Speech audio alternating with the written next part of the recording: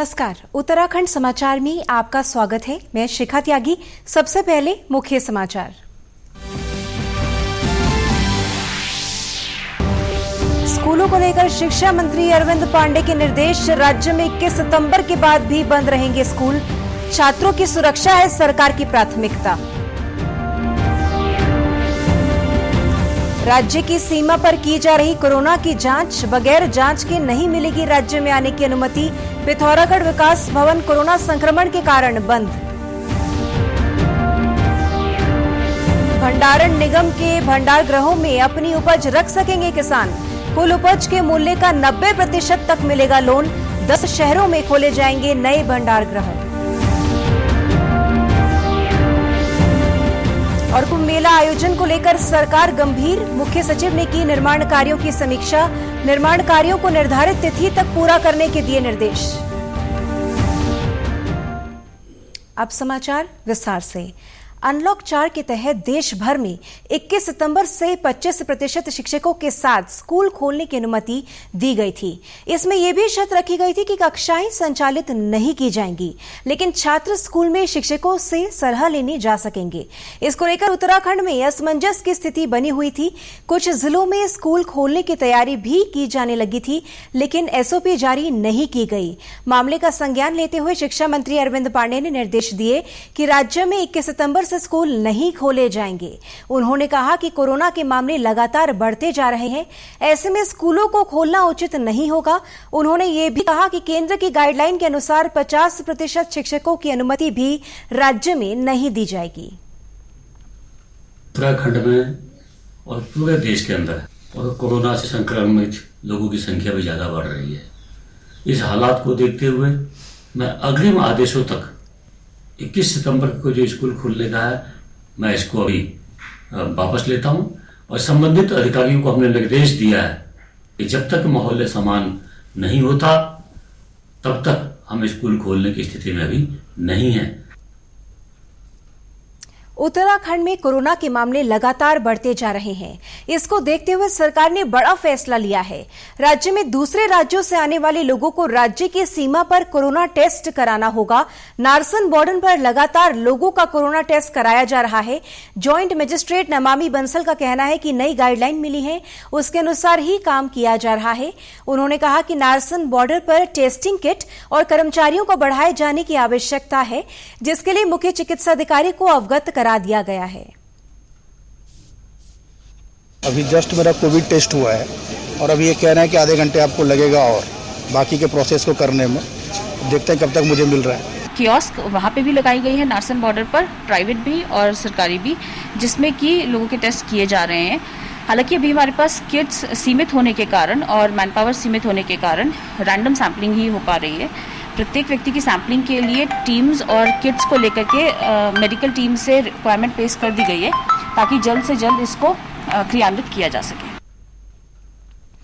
पिथौरागढ़ विकास भवन में लगातार कोरोना के मामले बढ़ते जा रहे हैं। कोरोना के मामले सामने आने के बाद विकास भवन को एहतियातन बंद कर दिया गया है।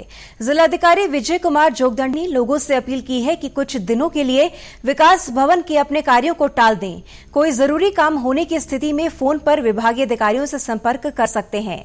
विकास भवन में पिछले 1 सप्ताह में 3 विभागों में करीब 12 कर्मचारी कोरोना पॉजिटिव पाए जा चुके हैं।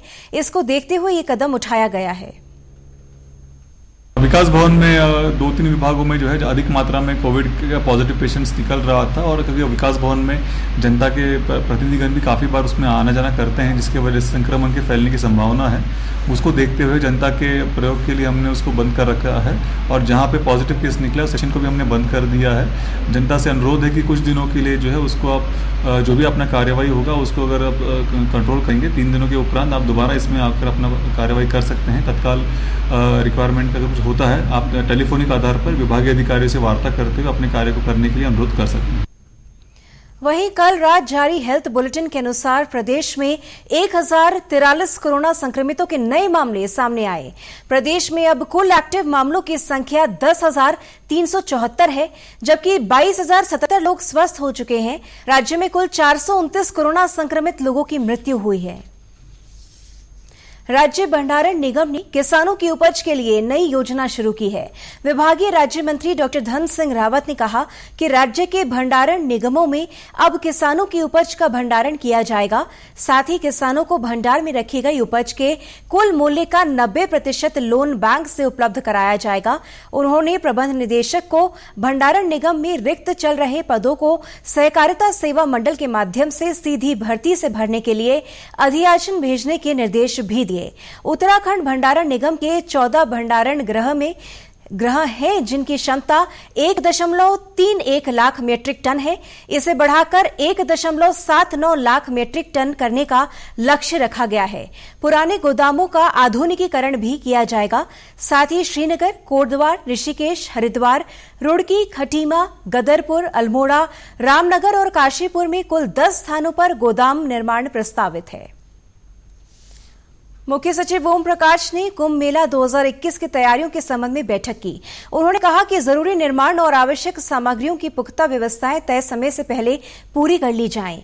गंगा घाट और हर की पैड़ी में कांगड़ा घाट का कार्य 15 नवंबर तक करने के निर्देश दिए हैं। मुख्य सचिव ने कहा कि आस्था पथ पर बाढ़ सुरक्षा कार्य, कांवड़ पटरी का पक्कीकरण 15 नवंबर तक पूर्ण कर लिया जाए।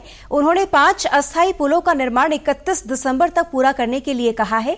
मुख्य सचिव ने कोरोना की स्थिति को ध्यान में रखते हुए इसकी रोकथाम से जुड़ी व्यवस्थाएं करने के भी निर्देश दिए। उन्होंने कहा कि इसके लिए 500 बेड की व्यवस्था, कोविड केयर सेंटर और टेस्टिंग की भी आवश्यक व्यवस्थाएं सुनिश्चित कर ली जाएं। 2 दिन पहले हरिद्वार में शराब कारोबारी से हुई लूट मामले में देहरादून पुलिस भी अलर्ट हो गई है। देहरादून पुलिस ने निर्णय लिया है कि अगर कोई 1 लाख रुपए से ज्यादा कैश एक जगह से दूसरी जगह ले जा रहे हैं तो पुलिस आपको सुरक्षा देगी। इसके लिए शुल्क देना होगा। कैश एक जगह से दूसरी जगह ले जाने की सूचना पुलिस को देनी होगी। देहरादून डीआईजी अरुण मोहन जोशी ने बताया कि इसके लिए सभी थानों और चौकियों को निर्देशित किया गया है। उन्होंने कहा कि पुलिस का प्रयास है कि कैश लूटने जैसी घटनाओं को रोका जा सके।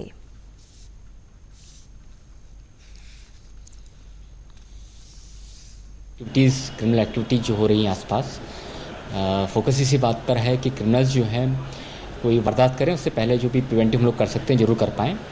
तो इसको लेकर के जो सभी थाना इंचार्ज हैं, सर्कल ऑफिसर्स हैं, उनको डायरेक्ट किया गया है कि जो भी उनके थाना क्षेत्र में इस तरह के लोग हैं जो कैश कैरी कर रहे हैं, उनकी सूची उनके पास हो, जानकारी उनके पास हो, और जहाँ पर लगता है कि पुलिस स्तर से कोई सिक्योरिटी प्रोवाइड करने की आवश्यकता तो इमीडिएटली प्रोवाइड की जाए। एरीज यानी आर्यभट्ट प्रेक्षण विज्ञान शोध संस्थान में 3 दिवसीय वेबिनार आयोजित किया जा रहा है। इसमें 8 देशों के करीब 150 वैज्ञानिक हिस्सा ले रहे हैं। वेबिनार में हिमालय क्षेत्र में वायु की गुणवत्ता, जलवायु परिवर्तन, जल संसाधन और आजीविका पर औद्योगिकीकरण और शहरीकरण के प्रभाव पर चर्चा की जा रही है। एरीज की ओर से आयोजित इस सम्मेलन में औद्योगिकीकरण और शहरीकरण के कारण तेजी से बढ़ रहे वायु प्रदूषण के प्रभाव से क्षेत्रीय स्तर, विशेष रूप से भारत, बांग्लादेश, नेपाल और वैश्विक स्तर पर वायु गुणवत्ता में आ रही कमी, दृश्यता में गिरावट, बादलों के बनने, वायुमंडल में होने वाले बदलावों और हिमालय क्षेत्र की जलवायु के साथ ही ग्लेशियर का अध्ययन किया जा रहा है। मॉनसून के स्वरूप में हो रहे बदलावों को लेकर भी वैज्ञानिकों ने शोध पत्र पेश किए। 3 दिवसीय इस ऑनलाइन सम्मेलन का आयोजन भारत सरकार के विज्ञान और प्रौद्योगिकी विभाग के तहत एरीज और हेमवती नंदन बहुगुणा गढ़वाल विश्वविद्यालय की ओर से संयुक्त रूप से 14 से 16 सितंबर तक किया जाएगा। सम्मेलन में दी जाने वाली प्रस्तुतियों के विश्लेषण के बाद जनरल और अर्थ सिस्टम साइंसेज में हिमालय क्षेत्र के एरोसोल जलवायु परिवर्तन और जल संसाधन शीर्षक के तहत प्रकाशित किया जाएगा।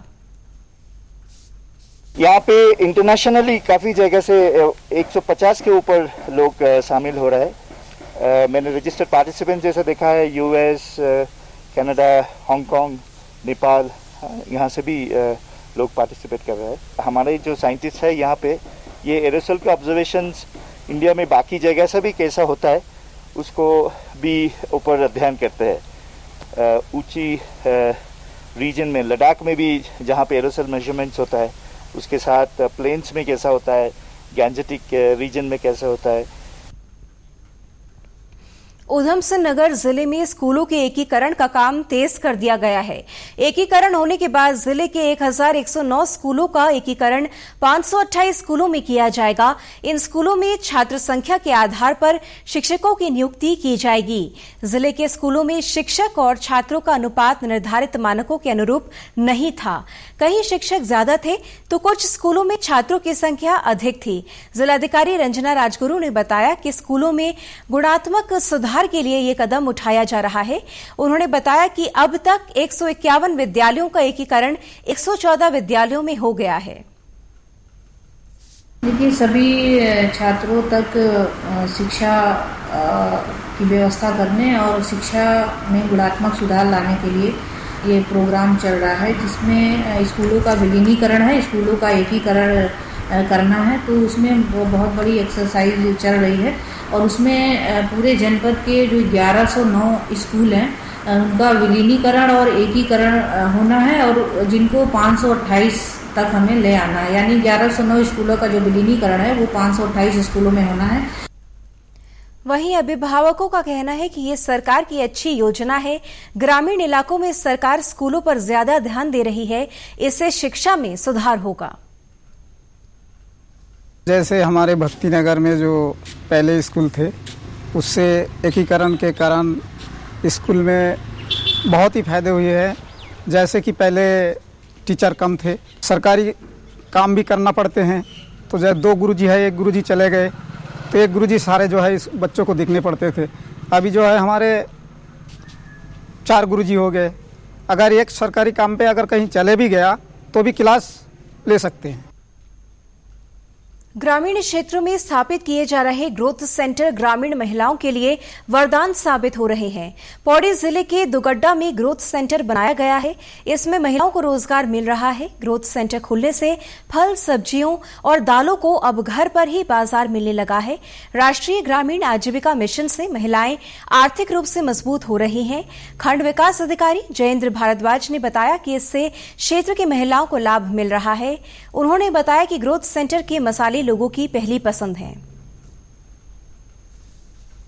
हमारे यहाँ पे इस विकास खंड में अभी तक 675 समूह हैं, जिसमें से इस ग्रोथ सेंटर में 8 ग्राम संगठनों का एक क्लस्टर बनाया गया है और जिसमें लगभग 354 सदस्य महिला समूह के हमारे इसमें काम कर रहे हैं और सभी लोग अधिकतर यह क्षेत्र मसाला उत्पादन का जाता है, जिसमें अदरक, हल्दी, धनिया, मिर्च इस क्षेत्र में बहुत ज्यादा होता है। क्लस्टर अध्यक्ष उमा देवी ने बताया कि वर्तमान में 12 महिलाएं सेंटर में काम कर रही हैं। अन्य महिलाओं गांव से कच्चा माल इकट्ठा करती हैं। पर्वतीय क्षेत्र में इन फलों को पहले कोई पहचानता नहीं था। अभी हम लोगों ने इन पे जब अचार बनाना शुरू किया और इसकी डिमांड मार्केट में भेजी और लोग इसको बहुत शौक से खरीदते हैं। जो हमारे प्रवासी भी हैं वो लोगों की भी बहुत डिमांड है। हमारे पास काफ़ी लोग आते हैं। कुछ ग्रुप जो आ सकते हैं वो नज़दीकी ग्रुप यहाँ पे आके काम कर लेते हैं। जो नहीं आ पाते हैं उनको गांव में ही काम देते हैं। वो लोग अपने घर में से ही फल को कटिंग करके और पैक करके हमको पहुँचा देते हैं। उत्तराखंड के समाचारों में बस इतना ही। चलते चलते मुख्य समाचार एक बार फिर। स्कूलों को लेकर शिक्षा मंत्री अरविंद पांडे के निर्देश। राज्य में 21 सितंबर के बाद भी बंद रहेंगे स्कूल। छात्रों की सुरक्षा है सरकार की प्राथमिकता। राज्य की सीमा पर की जा रही कोरोना की जांच। बगैर जांच के नहीं मिलेगी राज्य में आने की अनुमति। पिथौरागढ़ विकास भवन कोरोना संक्रमण के कारण बंद। भंडारण निगम के भंडार गृहों में अपनी उपज रख सकेंगे किसान। कुल उपज के मूल्य का 90% तक मिलेगा लोन। 10 शहरों में खोले जाएंगे नए भंडार गृह। और कुंभ मेला आयोजन को लेकर सरकार गंभीर। मुख्य सचिव ने की निर्माण कार्यों की समीक्षा। निर्माण कार्यों को निर्धारित तिथि तक पूरा करने के निर्देश। उत्तराखंड की खबरों के लिए आप हमसे सोशल मीडिया पर भी जुड़ सकते हैं। हमारा ट्विटर हैंडल है DDNews_देहरादून। हमारा फेसबुक पेज है DD न्यूज उत्तराखंड और हमारे YouTube channel DD news Uttarakhand को भी सब्सक्राइब करें। इसी के साथ समाचार समाप्त हुए। नमस्कार।